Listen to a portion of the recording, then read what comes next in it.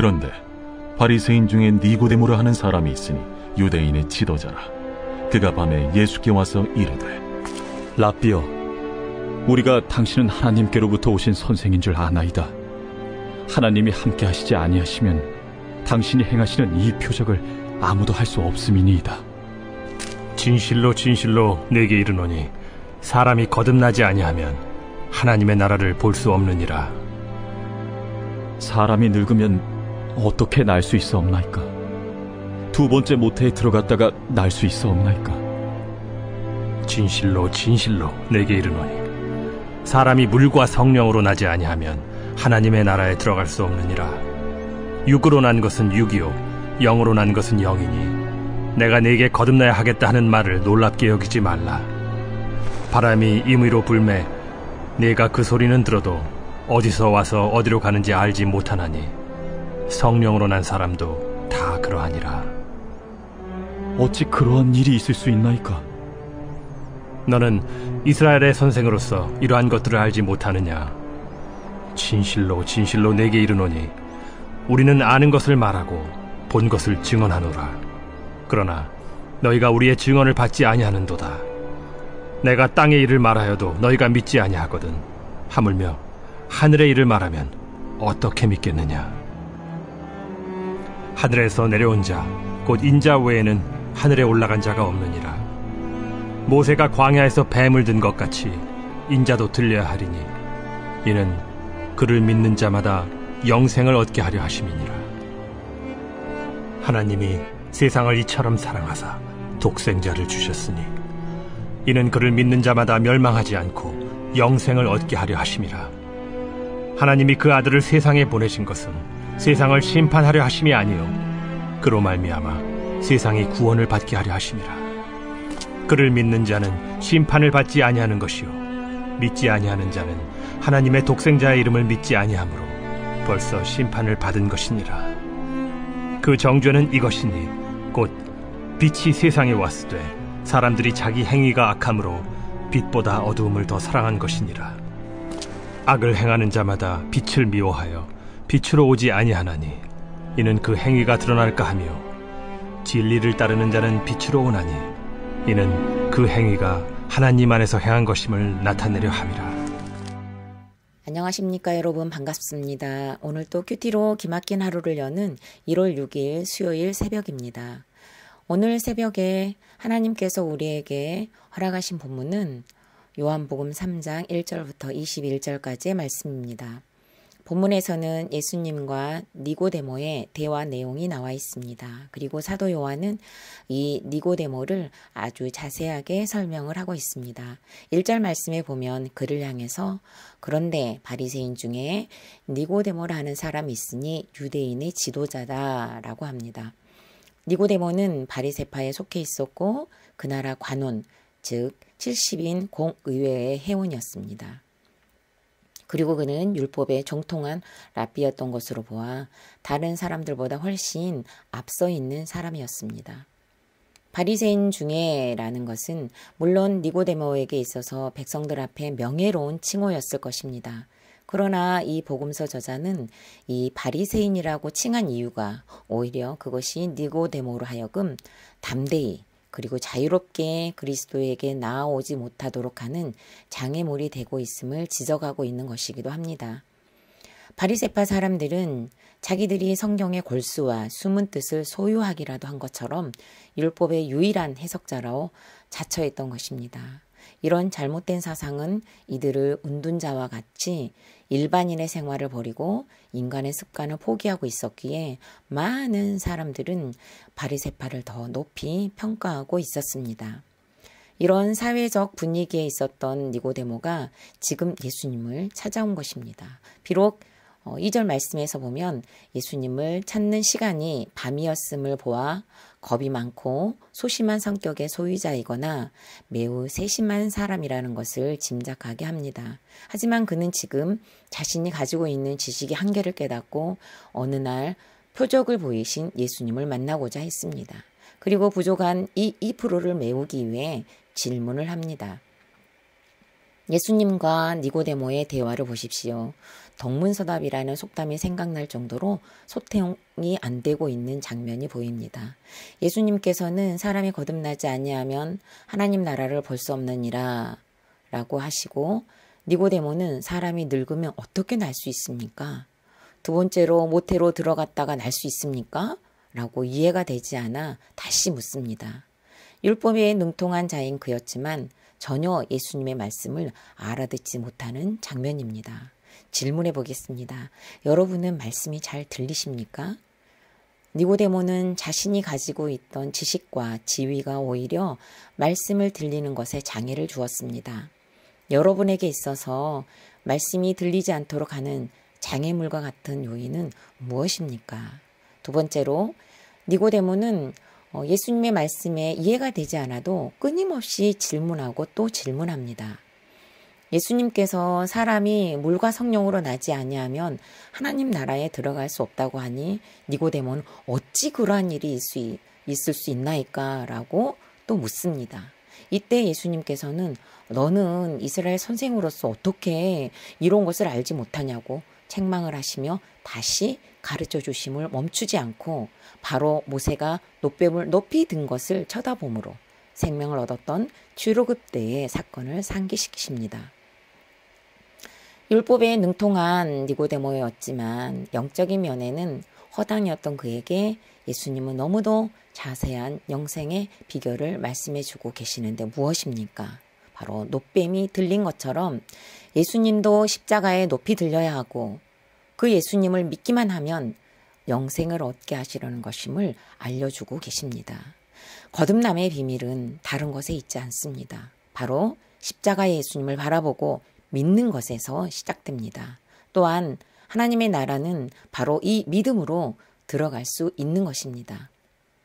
저는 오늘 예수님과 니고데모의 대화를 보면서 지난날 저의 모습을 보는 것 같습니다. 저는 4대째 믿음의 계보를 가지고 있었기에 대부분의 시간을 교회에서 보냈고 수없는 말씀을 예배를 통해 들어왔었지만 기복의 가치관과 성공신앙이 뿌리 내리고 있었기에 인생의 목적은 성공이었고 행복이었습니다.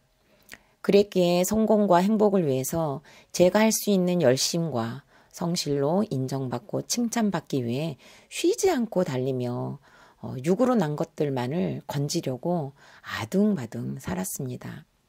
결혼의 목적을 성공과 행복에 두었었기에 그 당시 총신대학원생이었던 남편을 만나면 저는 큰 교회의 사모가 될 줄 알았습니다. 그러나 남편은 얼마 되지 않아 학교도 그만두고 가정의 역할도 하지 않게 되니 이혼만이 살 길 같아서 작정 기도까지 하면서 이혼을 감행하기도 했었습니다.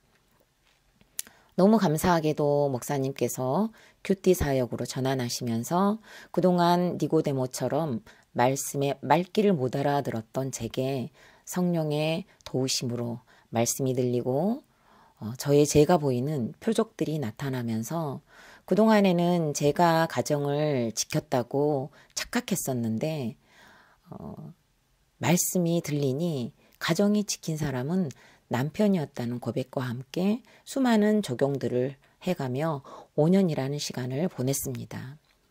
그러던 중 작년 10월 30일에 남편에게 뇌출혈 사건이 임했습니다. 병원에서는 가망이 없다고 해서 장례식장을 알아봐 달라고 담임 목사님께 부탁을 드리기도 했었습니다. 이 사건을 통해 저는 십자가를 온전히 보지 못하고 살아온 시간을 회개하는 시간이 되었습니다. 복음이 우선순위에 밀려있던 것을 보게 하셨습니다. 역대상의 계보를 통해서 큐티를 하면서 구원받지 못한 조카들이 생각나게 하셨습니다. 그리고 애통하며 울게 하셨습니다. 전에는 큐티 묵상을 가족들과 공동체 그리고 몇몇 지인들에게만 공유를 했었습니다. 참 자존심이 뭐라고요.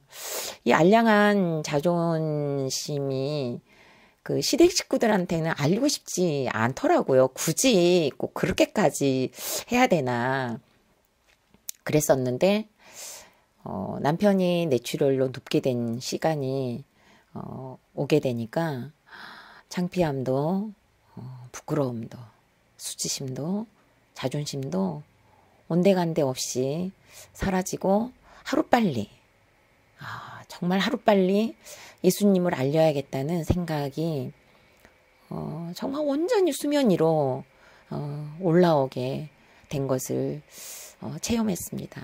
그리고 그제서야 복음이 우선순위 1번으로 올라오고 차지하게 되는 것을 경험했습니다.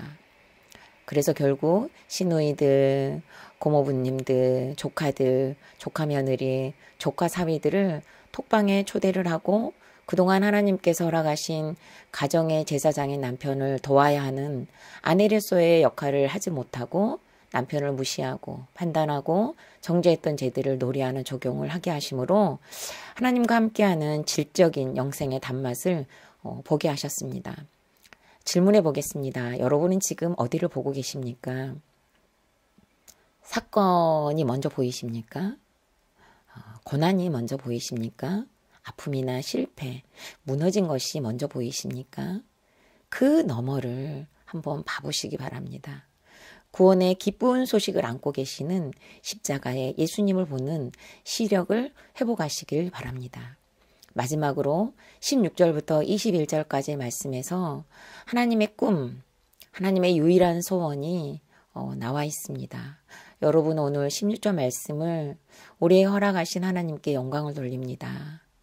지금 이 큐티 설교를 듣고 계신 분들이라면 정말 이 말씀을 또박또박 다시 한번 읽어보는 시간을 가져보셨으면 좋겠다는 생각을 합니다. 제가 한번 읽어드리겠습니다. 하나님이 세상을 이처럼 사랑하사 독생자를 주셨으니 이는 저를 믿는 자마다 멸망하지 않고 영생을 얻게 하심이라. 아멘. 이번에는 세상을 이라는 단어에 여러분의 이름을 넣어서 한번 읽어보시기 바랍니다. 하나님이 향수기를 이처럼 사랑하사 독생자를 주셨으니 이는 저를 믿는 자마다 멸망하지 않고 영생을 얻게 하려 하심이라. 아멘. 그리고 여러분의 배우자의 이름을 넣어서 그리고 여러분의 자녀의 이름을 넣어서 믿음으로 간절한 소망으로 읽으시는 적용을 해보시기 바랍니다. 사도행전 4장 12절 말씀에 보면 다른 이로서는 구원을 받을 수 없나니 천하 사람 중에 구원을 받을 만한 다른 이름을 우리에게 주신 일이 없음이라 하였더라. 아멘. 하나님의 유일한 소원은 심판이 아니라 구원입니다. 저는 그동안 하나님의 소원과 먼 생활을 했습니다. 구원은 하나님의 소망이죠. 저는 성공해야 합니다. 저는 행복해야 해요. 라는 구호를 속으로 외치며 살아왔는데 결혼을 통해 안 되고 무너지면서 더욱은 남편이 뇌출혈로 단순 기억이 손상되는 사건이 오게 되니 정말 이제서야 하나님께서는 저를 통해서 이 구원을 이루고자 하신다는 것을 더욱 분명하게 깨달아지니 할 말이 없게 되었습니다. 이제는 큐티 묵상을 가족 톡방에 올리는 것이 저의 사명이 되었습니다. 그리고 찌질하지만 저의 묵상을 통해 조카들에게 구원이 임하기를 꿈꾸는 소원을 올리고 있습니다. 질문해 봅니다. 여러분의 소원은 무엇입니까? 새해를 맞이하여 품게 된 소원은 무엇입니까? 2021년 새해를 맞이하여 하나님의 소원에 관심을 갖는 시간이 되었으면 합니다. 하나님의 소원은 구원입니다. 그 소원을 이루시기 위해 하나님은 오늘도 쉬지 않고 열심히 우리를 찾아오심을 믿으시기 바랍니다. 마지막으로 1월 6일의 보석상자입니다. 예수님을 믿게 되었지만 예수님이 다시 이 땅에 오셔야만 우리는 온전해질 수 있습니다. 그러므로 삶 속에서 끊임없이 거룩을 이루는 과정을 거쳐야 합니다. 아멘. 오늘도 큐티로 기막힌 하루를 살아내는 하늘가족 공동체가 되시기를 소망합니다.